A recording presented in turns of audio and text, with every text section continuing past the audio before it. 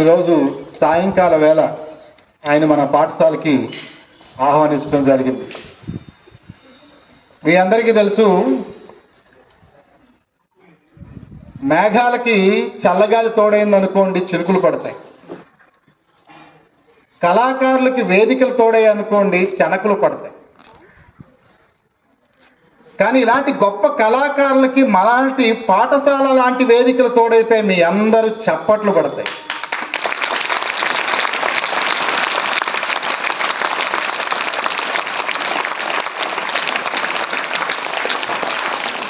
హాస్యానికే భాష్యం చెప్పినటువంటి హాస్య రస బ్రహ్మ. మరి అటువంటి వాళ్ళు మాట్లాడితే మన ఆనందాలకి పొద్దులవుతాయి, ఆరోగ్యానికి సద్దులవుతాయి, ఓటబావి మాటలవుతాయి, భావితరాలకు బాటలవుతాయి అనే ఉద్దేశంతో ఈరోజు ఈ కార్యక్రమానికి, అంటే ఒక వ్యక్తి కష్టపడితే, ఒక వ్యక్తి ఒక వృత్తిని ఇష్టంగా భావిస్తే ఎంతెంతై ఒటడింతై మరియు దానంతై నభోవీధి పైనంతై తోయిద మండలాభ్రమున కల్లంతై ప్రభారాశి పైనంతై చంద్రుని పైనంతై భువని పైనంతై అనుకుంటూ ఎంతెంతగా మెట్టు మెట్టు ఎదిగి ఈ స్థాయికి రావడానికి ఎంత కష్టపడి ఉంటారో, ఈ స్థాయికి ఎదిగి రావడానికి ఆయన ఎన్ని పాట్లు పడి ఉంటారో. ఈరోజు ఒక మానవ ఆకృతిలో మన ముందు ఒక అతిథిగా మనం వేయించేసి, మనం వారి కోసం వెయిట్ చేసి వారి యొక్క మాటలు వినాలి అనేటటువంటి ఒక స్పృహ మనలో రావటానికి ఆయన పడినటువంటి ప్రత్యేకత ఉంది. ఏంటో ప్రత్యేకత అంటే, తెలుగు భాషని భాషించినప్పుడు అమృతత్వాన్ని పలికేలా అనిపించే మధుర భాషి, మృదు స్వభావి ఆయన అప్పారావు గారు. ముఖ్యంగా తెలుగు భాష మాట్లాడేటప్పుడు ఆ స్పష్టత. అందుకు నేను ఎప్పుడు అనుకుంటుంటా, జబర్దస్త్లో ఆయన షో చూసేటప్పుడు ఈయన భాష కెమెరా భాష అనుకుంటాను. ఎందుకంటే ఆ కెమెరా ముందున్నప్పుడు ఆయన మాట్లాడే ఆ ప్రతి పదానికి ఆ స్పష్టత కొంతమందికి మాత్రమే దక్కుతుంది. ఎంతోమంది జబర్దస్త్లో నటీనటులు ఉన్నారు, నేను చూశాను.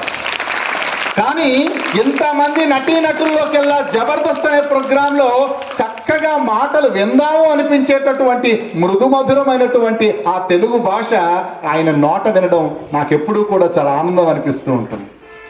అయితే ఒక వ్యక్తి ఇందాక చెప్పినట్టు కేవలం రంగస్థలం నుంచి వచ్చినటువంటి వ్యక్తి ఈయన.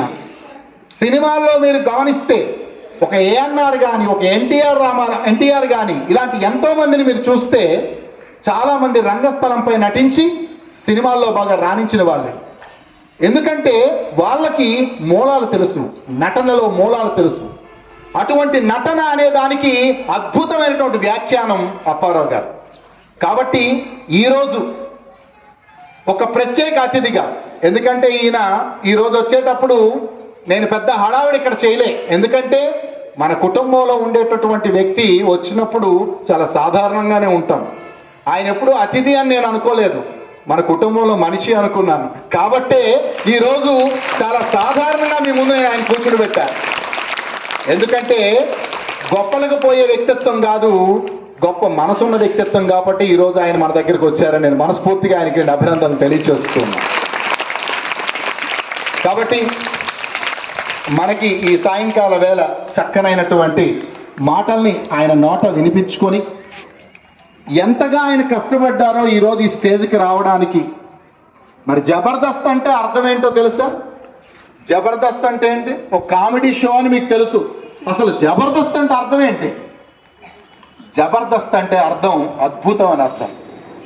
అద్భుతం అని అర్థం జబర్దస్త్ అంటే. ఆ అద్భుతానికి మరో అద్భుతం ఎవరో తెలుసా? అదే మన అప్పారావు గారు. కాబట్టి అందువల్ల ఆయన పేరులో జబర్దస్త్ అప్పారావు అని ఫిక్స్ అయిపోయిందంటే అద్భుతమైన అప్పారావు అని చెప్పి. ఆయన నటనే ఈ స్థాయికి. మీరు చూడండి, జబర్దస్త్లో ఎవరి పేరు ముందు కూడా అంత పర్ఫెక్ట్గా సూట్ అవ్వనటువంటి ఒకే ఒక పేరు ముందు జబర్దస్త్ సూట్ అవుతుంది, అది జబర్దస్త్ అప్పారావు మాత్రమే. అంటే ఆ అద్భుతం ఆయనలో ఉందని నేను గమనించాలి. కాబట్టి అటువంటి వ్యక్తి ఈరోజు సర్వసాధారణంగా మన ఇంట్లోకి వచ్చి, ఎవరైనా ఒక స్టార్ వస్తే నేను అక్కడ ఉంటాను, నాకు 3 స్టార్ కావాలి, 5 స్టార్ కావాలి, ఆ రూమ్స్ ఏర్పాటు చేయండి, ఈ రూమ్స్ ఏర్పాటు చేయండి అని చెప్తారు. కానీ ఆయన వచ్చే ముందు ఒకటే ఏమిటి అంటే, మా ప్రతాప్ మాస్టర్ ఇంటికి వచ్చి మీరు భోజనం చేయాలి అంటే తప్పకుండా అక్కడికి వస్తాను, ఎందుకంటే అది నా కుటుంబం, కాబట్టి ఆ కుటుంబంతో నేను కలిసి భోజనం చేయాలని చెప్పి ఈరోజు మనతో పాటుగా మన మధ్య ఉండడం ఆయన ఔన్నత్యానికి, గొప్పతనానికి తార్కాణం అని తెలియచేసుకుంటూ, మరి మా పిల్లల్ని ఉద్దేశించి మరి మీరు 2 విషయాలు మాట్లాడాల్సిందిగా ఆయన్ని విజ్ఞప్తి చేసుకుంటాను. మీరు కూర్చొని మాట్లాడచ్చు, ప్రాబ్లం లేదు సార్. Thank you.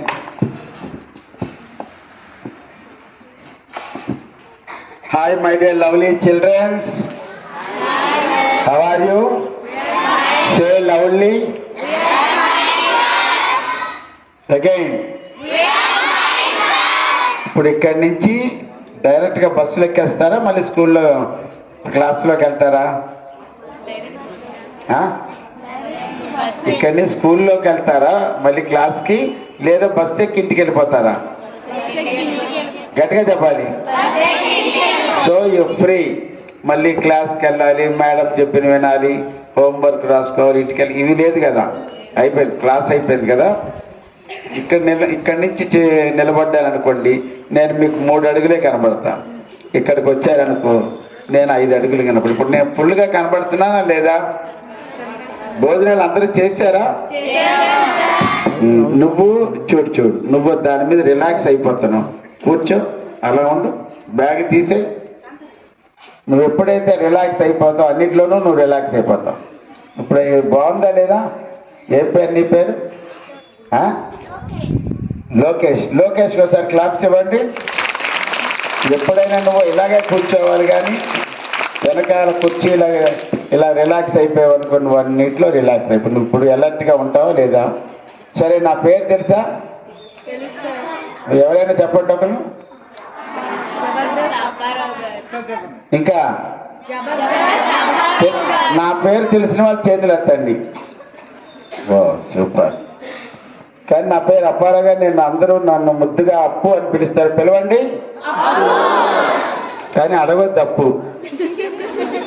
అర్థమైంది? మీరు బాగా చదువుకుంటున్నారని అర్థమైంది. ఈ ఎస్విఎస్ స్కూల్ చాలా మంచిదని అర్థమైంది. ఎందుకు అర్థమైంది అంటే, మీరు ఇంత డిసిప్లైన్డ్గా ఉన్నారు. 3:30 కిందకి రావాలి అంటే.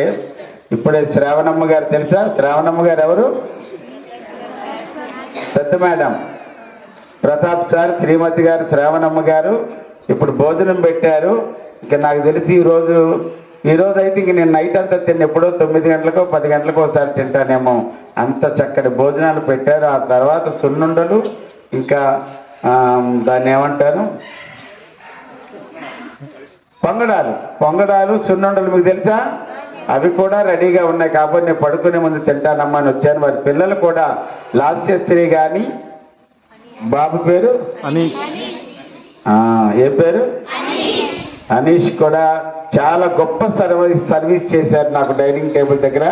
ఎందుకంటే వాళ్ళకి అంత సంస్కారం, అంత ఉత్తమ విద్యాబుద్ధులు నేర్పినటువంటి తల్లిదండ్రులు ఉన్నటువంటి ఈ ఎస్విఎస్ స్కూల్ యాజమాన్యం, respected sir Pratap sir, respected madam Shravanamma గారికి, లాస్యశ్రీకి, అనీష్, వాళ్ళందరికీ కూడా నా హృదయపూర్వక శుభాశీస్సులు తెలియజేసుకుంటూ, ఈ స్కూల్లో నాకు ఎందుకు బాగా నచ్చిందంటే, నేను పైన ఉన్నప్పుడు ఇంతమంది ఇక్కడ ఉన్నారని తెలీదు. నియర్లీ 900 స్ట్రెంత్ ఉన్నదని చెప్పారు. ఈ ఇంచుమించుగా 3-4 మండలాల్లో మన ఎస్విఎస్ ఇంగ్లీష్ మీడియం స్కూలే నెంబర్ 1 అన్నారు. కాబట్టి ఒక్కసారి క్లాప్స్ కొట్టండి. నేను యాక్ట్ చేసిన సినిమా ఏదైనా చూసారా? ఏ సినిమా? సరిలేరు నీకెవరు చూసారా? ఈ చిన్న పిల్లలు కూడా, మీరు ఇప్పుడు టీవీలో వస్తుంది కాబట్టి అందరూ చూస్తారు. సరిలేరు నీకెవరిలో నన్ను ఎవరు బయట కొట్టారు? హీరోయిన్ రష్మిక మందన ఒక బకరాన్ చేసి పెళ్లి చేసుకుంటానంటే సంస్కృతి నాది. నా ఫేవరెట్ డైలాగ్ తెలుసా మీకు? జబర్దస్త్లో నేను ఎక్కువగా చెప్తుంటాను, తెలుసా మీకు? తెలీదు కదా? ఎవరు టీచర్ గారు చెప్పారా?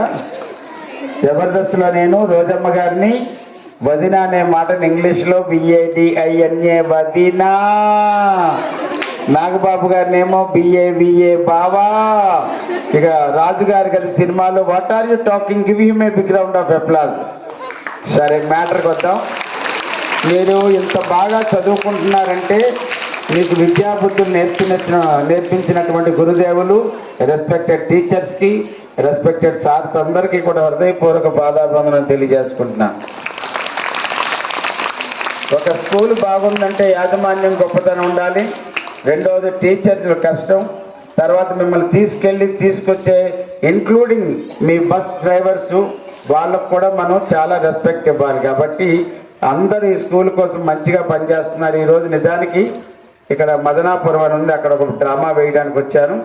వారు మా ప్రతాప్ సార్ ఇంట్లో మీకు ఆతిథ్యం ఇస్తున్నారండి, అక్కడే ఉంటారంటే నేను చాలా గొప్పగా చెప్పాను. హోటల్ కన్నా కూడా వాళ్ళ ఇంట్లోనే ఉంటానండి. ఎందుకంటే వారు నన్ను అంత అభిమానంగా, ప్రేమపూర్వకంగా, మర్యాదపూర్వకంగా, గౌరవపూర్వకంగా నన్ను ఆహ్వానించారు కాబట్టి వచ్చాను.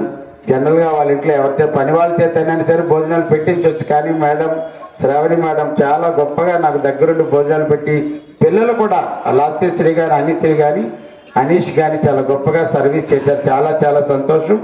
మీరు చదువుని కష్టపడి బాగా చదువుతారు. ఎంతమంది బాగా కష్టపడి చదువుతారు చెప్పండి? కానీ కష్టంతో పాటు ఆ చదువుని చాలా ఇష్టంగా చదవాలి. మీరు ఎప్పుడైతే కష్టపడతారో మీ మైండ్ మీద స్ట్రెస్ వచ్చేస్తుంది. ఆ స్ట్రెస్ ఓకే మీరు చదువుని కష్టంతో పాటు ఇష్టంగా చదవాలి. ప్రతి సబ్జెక్టు ఇష్టంగా చదివితేనే మీకు నచ్చుతుంది. అలా కాకుండా అమ్మో ఈ సబ్జెక్ట్ చాలా టఫ్గా ఉంటుంది, అమ్మో ఈ సబ్జెక్ట్ చాలా జటిలంగా ఉంటుంది, ఈ సబ్జెక్ట్ నాకు ఇష్టపడదు అనేవి కాకుండా మీకు ఏ డౌట్లు ఉన్నా సరే మీ గురుదేవులైనటువంటి టీచర్స్ని అడిగి తెలుసుకోండి. మీరు ఇక్కడి నుంచి ఇది నర్సరీ టు 10th క్లాస్ కదా, మీరు ఇక్కడి నుంచి జర్నీ స్టార్ట్ చేసిన తర్వాత మీరు ఇక్కడి నుంచి కళాశాల స్థాయికి వెళ్ళిపోతారు. ఇంటర్మీడియట్లు, డిగ్రీలు, పీజీలు, విశ్వవిద్యాలయాలకు వెళ్తారు. ప్రపంచవ్యాప్తంగా ఉన్న చదువులన్నీ చదువుతారు. కానీ మీకు మొట్టమొదట మీకు ఆ ఓనామాలు నేర్పించి మీరంటే ఏంటో మీకు తెలిసి ఓనామాలు దిద్దించినటువంటి ఎస్విఎస్ ఇంగ్లీష్ మీడియం స్కూల్ మీరు జీవితంలో ఎప్పుడు మర్చిపోకూడదు. వదిలిస్తే మీరందరూ కూడా ఈ స్కూల్ను గుర్తుపెట్టుకున్నట్లయితే ఇక్కడ ఎంతైతే మీరు డిసిప్లిన్ నేర్చుకుంటారో ముందు కూడా మీకు అంతే డిసిప్లిన్ వస్తుంది. మనకి ఇక్కడ మొట్టమొదటి బీజం పడింది. మనకి ఇక్కడ ప్రతాప్ మాస్టర్ గారు, మరి టీచర్స్ అందరూ గొప్పగా మమ్మల్ని తీర్చిదిద్దారని మీకు ఆ జ్ఞాపకం ఎప్పుడూ ఉండాలని మనస్ఫూర్తిగా కోరుకుంటూ, ఇంకా మంచి చదువులు చదువుకోవాలని మీ తల్లిదండ్రులు ఒక్కొక్కరు కొంతమంది వ్యాపారాలు చేసుకుంటారు, కొంతమంది కూలి పనులు చేసుకుంటారు, కొంతమంది ఉద్యోగాలు చేసుకుంటారు, కొంతమంది వ్యాపారాలు చేసుకుంటారు, కొంతమంది చాలామంది ల్యాండ్ లార్డ్లు కూడా ఉండొచ్చు. కానీ ఇక్కడ మీరందరూ సమానంగా ఉండాలని, పిల్లలందరూ ఐకమత్యంగా ఉండాలని, సోదరి భావంతో ఉండాలని మనస్ఫూర్తిగా మిమ్మల్ని అందరినీ బ్లెస్ చేస్తూ I wish you good luck and God bless you my dear lovely childrens. Thank you so much. ఎందుకు ఆడుకోవాలి? ఆదివారం కాబట్టి, శనివారంతో క్లాస్ అయిపోతుంది కాబట్టి మనకున్న ఆ ఒక్కటే కూడా రిలాక్స్డ్గా ఇంట్లో వాళ్ళు కూడా ఏమన్నా ఆడుకోమంటారు. కానీ నెక్స్ట్ ఏమొస్తుంది? శుద్ధిగా ఉండాలి సోమవారము. ఎగైన్ ఎందుకు శుద్ధిగా ఉండాలి సోమవారం? స్కూల్కి బయలుదేరేటటువంటి వీక్ డే స్టార్ట్ అవుతుంది కాబట్టి. ఆ రోజు ఆదివారం నాడు ఏంటంటే మీరు అందరూ ఆడుకుంటారు, పాడుకుంటారు, కానీ అమ్మ ఏం చేస్తుంది? ఈ బట్టలన్నీ ఉతికి ఇస్త్రీ చేసి మళ్ళీ మీకు మండే కల్లా రెడీగా ఉంటుంది. అంటే అప్పటికే మీరు స్నానాలు అవి చేసి రెడీగా ఉంటారు కాబట్టి ఇక చెప్పండి,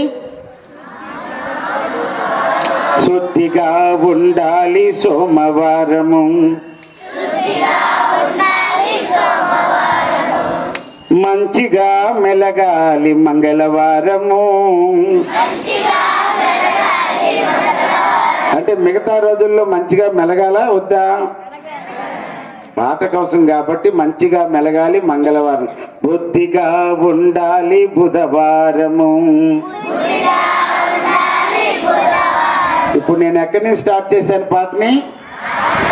అక్కడి నుంచి బుధవారం దాకా పాడండి. Once again.